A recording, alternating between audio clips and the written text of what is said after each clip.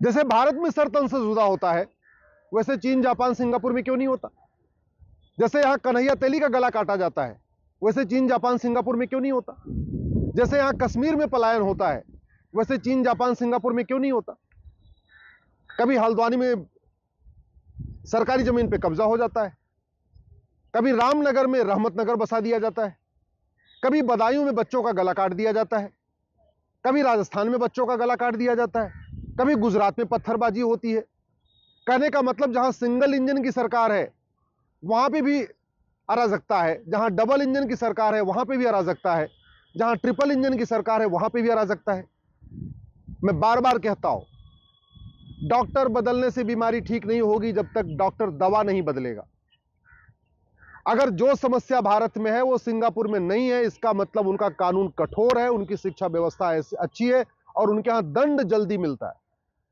जितना अपराध भारत में है, अगर वो जापान में नहीं है, चीन में नहीं है, इसका मतलब उनका कानून कठोर है और दंड व्यवस्था अच्छी है, फटाफट मुकदमों का फैसला होता है। भारत में एक के बाद एक घटनाएं होती जा रही हैं और जब कोई घटना होती है तो एक हफ्ते तक उस पर तू मैं भी होगा, आरोप प्रत्यारोप भी होगा, नूरा कुश्ती भी होगी, बतौलेबाजी भी होगी, फेसबुक पे फोटो भी शेयर किया जाएगा, ट्विटर पे ट्रेंडिंग भी होगी, कुछ लोग मसाल जुलूस निकाल देंगे, कुछ लोग जस्टिस फॉर ये, जस्टिस फॉर ये, जस्टिस फॉर ये शुरू कर देंगे। इससे कुछ फर्क नहीं पड़ेगा। एक के बाद एक गला भी कटता रहेगा, एक के बाद एक पलायन भी होता रहेगा, एक के बाद अवैध निर्माण भी होता रहेगा। 100 जगह अवैध निर्माण हो जाएगा तो 2 अवैध निर्माण गिरा के उसका वीडियो शेयर कर दिया जाएगा। 1000 आदमी का धर्मांतरण हो जाएगा तो 10 आदमी की घर वापसी करा के उसका वीडियो शेयर कर दिया जाएगा। मैं ये पूछ रहा हूं, चीन, जापान, सिंगापुर में धर्मांतरण क्यों नहीं होता? चीन, जापान, सिंगापुर में बांग्लादेशी रोहिंग्या अवैध रूप से क्यों नहीं घुसते? चीन, जापान, सिंगापुर में कोई सरतन से जुदा क्यों नहीं करता? चीन, जापान, सिंगापुर में सड़क के किनारे अवैध निर्माण क्यों नहीं होता? हमारा कानून घटिया है, न्यायिक व्यवस्था सड़ी हुई है, पुलिस व्यवस्था सड़ी हुई है, प्रशासनिक व्यवस्था गुलामी वाली चल रही है, इसलिए सारी समस्याएं चल रही हैं। भारत में जस्टिस विद इन ईयर लागू हो जाए, मैं गारंटी के साथ कहता हूं इन सभी समस्याओं का समाधान हो जाएगा। आप घुसपैठियों की 100% प्रॉपर्टी जब्त करने, घुसपैठियों की नागरिकता खत्म करने और घुसपैठियों को 20 से 50 साल की सजा देने के लिए कानून बनाइए। मैं गारंटी के साथ कहता हूं सारे के सारे घुसपैठिए भारत छोड़ के भाग जाएंगे, एनआरसी लागू ही नहीं करना पड़ेगा। केवल एक बार खौफ हो जाए रोहिंग्या बांग्लादेशी घुसपैठियों में, अगर मैं भारत में रहा तो अगले 1 साल के अंदर हमें 50 साल की सजा मिलने वाली है। केवल एक बार ये खौफ हो जाए कि अगर मैं भारत में रहा अगले 1 साल के अंदर हमें हमारी प्रॉपर्टी भी जब्त होगी और हमें जेल में डाल दिया जाएगा। खौफ नहीं है ना, जस्टिस विद इन ईयर नहीं है भारत में। धर्मांतरण कराने वाले इसलिए करा रहे हैं क्योंकि उनको खौफ नहीं है। आप धर्मांतरण कराने वालों की 100% प्रॉपर्टी जब्त करने, धर्मांतरण कराने वालों की नागरिकता खत्म करने, धर्मांतरण कराने वालों को 20 से 50 साल की सजा देने के लिए कानून बनाइए और जस्टिस विद इन ईयर लागू करिए, यानी 1 साल में सजा मिलना शुरू हो जाए। मैं गारंटी के साथ कहता हूं भारत में धर्मांतरण रुक जाएगा। आप सोच रहे हैं कि जनसंख्या नियंत्रण कानून सफल नहीं होगा, 100% सफल होगा। आप लागू करिए, जो हम दो हमारे दो नहीं मानेगा उसकी सिटीजनशिप खत्म करेंगे और हम उसको 20 साल के लिए जेल में डालेंगे और 2-4 लोगों को साल भर के अंदर जेल में डाल दीजिए। मैं गारंटी के साथ कहता हूं सब हम दो हमारे दो मानेंगे। आखिर चीन में मानते हैं ना, तो भारत में क्यों नहीं मानेंगे? चीन में घुसपैठ नहीं होती है ना, तो भारत में घुसपैठ भी नहीं होगी। सिंगापुर में नशा तस्करी नहीं होती है ना, तो भारत में भी नशा तस्करी बंद हो जाएगी। लेकिन जब कानून कोई नहीं मांग रहा है, कोई गांधीवाद की बात कर रहा है, कोई लोहियावाद की बात कर रहा है, कोई अंबेडकरवाद की बात कर रहा है, कोई समाजवाद की बात कर रहा है, कोई साम्यवाद की बात कर रहा है, कोई राष्ट्रवाद की बात कर रहा है, कोई जय श्री राम बोल के लगता है राष्ट्रवाद मजबूत हो जाएगा, किसी को लगता है वंदे मातरम बोल के राष्ट्रवाद मजबूत हो जाएगा। अरे भैया, इससे कोई फर्क नहीं पड़ेगा। अगर तुम्हें लगता है कि ये नेता, अभिनेता, लेखक, बुद्धिजीवी, पत्रकार, कलमकार 25 साल के बाद आपके बच्चों को बचाने आएंगे तो आप बहुत बड़ी भूल है, आप बहुत बड़ी गफलत में हैं। जब 1947 में मारकाट शुरू हुई थी ना, तो सबसे पहले नेता, अभिनेता, लेखक, बुद्धिजीवी, पत्रकार, कलमकार ही पाकिस्तान छोड़ के भारत आए थे। और जब यहां फिर 2047 में मारकाट शुरू होगी तो सबसे पहले यहां के नेता, अभिनेता, लेखक, बुद्धिजीवी, पत्रकार, कलमकार ही भारत छोड़ के भागेंगे। राम जेठमलानी जी पाकिस्तान छोड़ के आए थे ना, आडवाणी जी पाकिस्तान छोड़ के आए ना, राज कपूर, सुनील दत्त, पृथ्वीराज कपूर, सब लोग पाकिस्तान छोड़ के भाग के आए ना।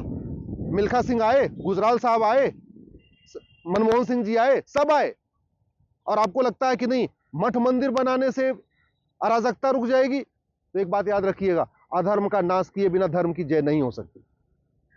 अगर मठ मंदिर बनाने से ही अराजकता रुक जाए, घुसपैठ रुक जाए, धर्मांतरण रुक जाए, जनसंख्या विस्फोट रुक जाए, तो ठीक है बनवा लीजिए। लेकिन मैं कह रहा हूं, अफगानिस्तान जो पहले गंधार था, वहां भी खूब मठ मंदिर थे।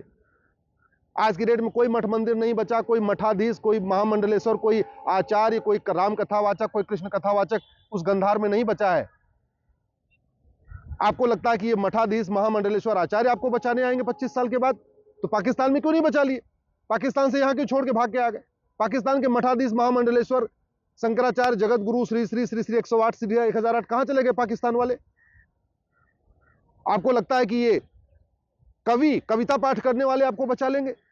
तो गुलजार साहब सबसे पहले भाग के आए थे, कविता पाठ करते थे। ये जो लेखक आपको सोच रहे बचा लेंगे, तो खुशवंत सिंह सबसे पहले पाकिस्तान छोड़ के भाग के आए थे। आपको लगता है ये हीरो हीरोइन बचा लेंगे? तो ऋतिक रोशन के दादा रोशन साहब सबसे पहले भारत छोड़ के पाकिस्तान छोड़ के आए थे भारत। सुनील दत्त भी यहीं आए थे, राज कपूर भी यहीं थे, राजेंद्र कुमार भी यहीं आए थे, प्रेम चोपड़ा भी आए थे, यश चोपड़ा भी, सब छोड़ के बाहर आए थे भारत। मैं आपसे हाथ जोड़ के निवेदन करता हूं, इसको आप समझिए।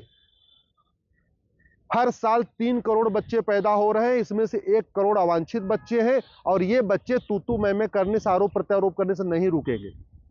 जब तक हम दो हमारे दो के लिए कठोर कानून नहीं बनेगा, और जो नहीं मानेगा उसकी नागरिकता खत्म करने और 20 साल के लिए जेल में डालने के लिए कानून नहीं बनेगा, तब तक सब हम दो हमारे दो नहीं मानेंगे। जब तक घुसपैठियों और उनके मददगारों, याद रखिएगा भ्रष्टाचार हमारे लिए जहर के समान है। घुसपैठिए बॉर्डर पे 2000 रुपए दे के आते हैं, अंदर आते हैं 2000 रुपए में आधार बनवा लेते हैं, 2000 में राशन कार्ड बनवा लेते हैं, 2000 रुपए में बर्थ सर्टिफिकेट बनवा लेते हैं, 3000 रुपए में जाके डोमिसाइल सर्टिफिकेट बनवा लेते हैं, 3000 रुपए में ड्राइविंग लाइसेंस बनवा लेते हैं, और फिर वोटर सिटीजन बन जाते हैं, यहाँ के नागरिक बन जाते हैं, उनको वोटिंग का अधिकार मिल जाता है। ये तब रुकेगा जब घूसखोरों, भ्रष्टाचारियों की 100% प्रॉपर्टी जब्त करने, और भ्रष्टाचारियों की नागरिकता खत्म करने, और भ्रष्टाचारियों का आजीवन कारावास, फांसी के लिए कानून बनेगा। दुनिया के कई देशों में है। इसलिए किसी एक भी समस्या का समाधान बतौलेबाजी करके नहीं होगा, किसी एक भी समस्या का समाधान ट्विटर पे ट्रेंडिंग करके नहीं होगा, किसी एक भी समस्या का समाधान राम कथा करने से, भागवत कथा करने से नहीं होगा। 9 राज्यों में खत्म हो चुके हैं, 200 जिलों में खत्म हो चुके हैं, 900 तहसीलों में खत्म हो चुके हैं, बॉर्डर की 300 तहसीलें हैं, बॉर्डर पे जो है वो 300 तहसीलें हैं, और टोटल 900 तहसीलें हैं जहां खत्म हो चुके हैं। बदायूं में गला कटा, एक दिन चर्चा हो गई, भूल जाएंगे। राजस्थान में गला कटा, एक दिन चर्चा हुई, भूल जाएंगे। मणिपुर में पलायन हुआ, एक दिन चर्चा हुई, सब भूल जाएंगे। आने वाले टाइम में ऐसे एक एक करके घटना होती रहेगी, सब भूलते जाओगे। तो भैया दल गुलामी छोड़ दो। आज के नेता, अभिनेता, लेखक, बुद्धिजीवी, पत्रकार, कलमकार, न्यूज एंकर, कथावाचक आपको, आपके बच्चों को बचाने नहीं आएंगे।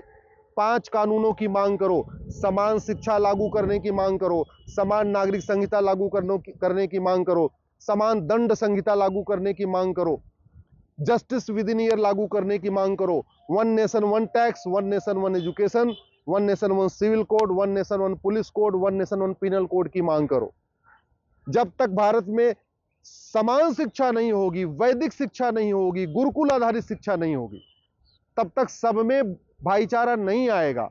जब तक सबकी एक जैसी किताब नहीं होगी और वैदिक शिक्षा नहीं होगी, तब तक वसुधैव कुटुंबकम की भावना मजबूत नहीं होगी, नारी तू नारायणी की भावना मजबूत नहीं होगी, सर्व मंगल मांगल्य सबको नहीं आएगा। और जब तक जस्टिस विद इन ईयर नहीं होगा, तब तक कानून का खौफ नहीं होगा। तो संस्कार सबके अंदर आए, इसके लिए है 10वीं तक सब समान शिक्षा सबके लिए जरूरी हो। और कानून का खौफ तब हो, तब कानून का खौफ तब आएगा जब जस्टिस विद इन ईयर लागू होगा, यानी कानून कठोर होगा और साल भर के अंदर सजा होगी। मेरी बात से सहमत है? इस वीडियो को अधिक से अधिक शेयर करिए। वीके न्यूज, राष्ट्र के नाम।